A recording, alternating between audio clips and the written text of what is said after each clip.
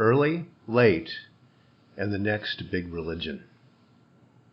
We are too late for the gods and too early for being, said the German philosopher Martin Heidegger. Too late for the gods and too early for being.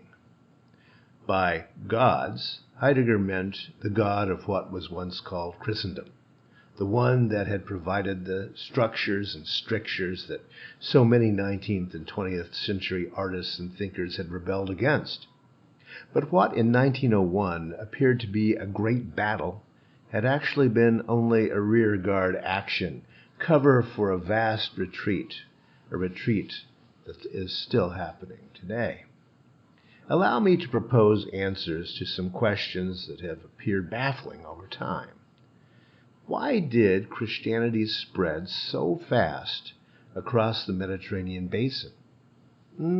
Because there was a vacuum to fill, a vacuum of meaning and purpose, and the local religions were not filling that.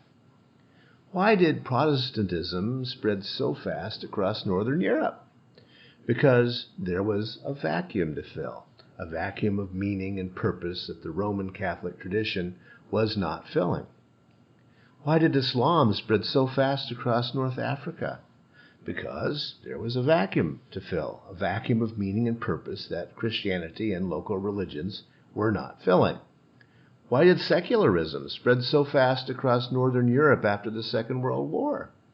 Because there was a vacuum to fill, a vacuum of meaning and purpose that European Protestantism and Roman Catholicism were not filling. Why did Buddhism and New Age thought spread so fast across North America after the Second World War?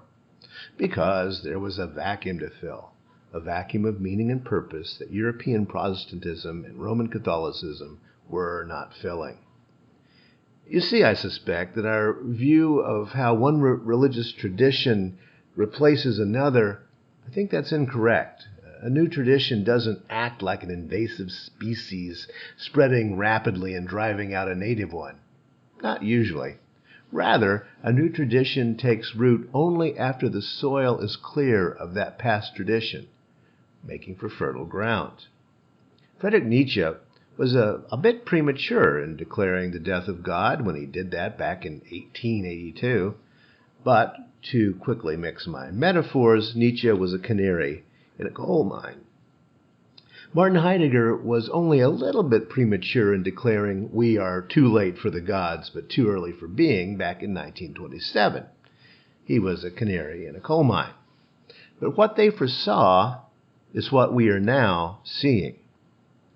Now note, I am not saying that everyone is becoming an atheist. What I am saying is that Christianity has split into two warring camps in the United States and increasingly in the global South because there is a vacuum to fill, a vacuum of meaning and purpose that Euro-Protestantism and traditional Roman Catholicism are not filling for a large number of people.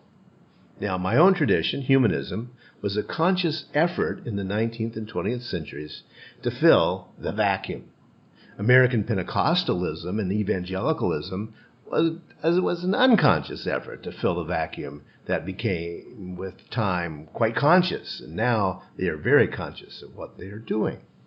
The religious landscape of our time is not as baffling as it is often portrayed to be. Today, as always, the question is individuality or interconnectedness. Is all this about the individual, or is all this about, well, all of it? This gets to the crux of the question, a question that any religion or philosophy either does or does not answer. And that question is it about me or is it about us? The philosopher Albert Camus put it quite simply in his Myth of Sisyphus, quote, "One does not discover the absurd without being tempted to write a manual of happiness." End quote. A challenge for you here. Go to your nearest bookstore and ask a clerk, where is your section on happiness? Now, I promise there's a big section on happiness, and it's filled with mostly individualistic nonsense. Heidegger spent his life considering the question of being exactly because he couldn't figure out what being meant without that cultural scaffolding of the gods after that was removed. Unfortunately, Heidegger took the easy answer for his time and place. He became a Nazi. Here's a question.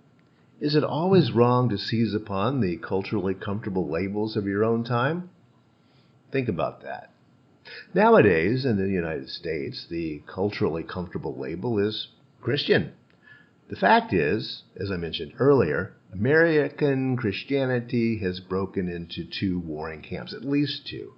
And that does prove inconvenient if you want to call yourself Christian.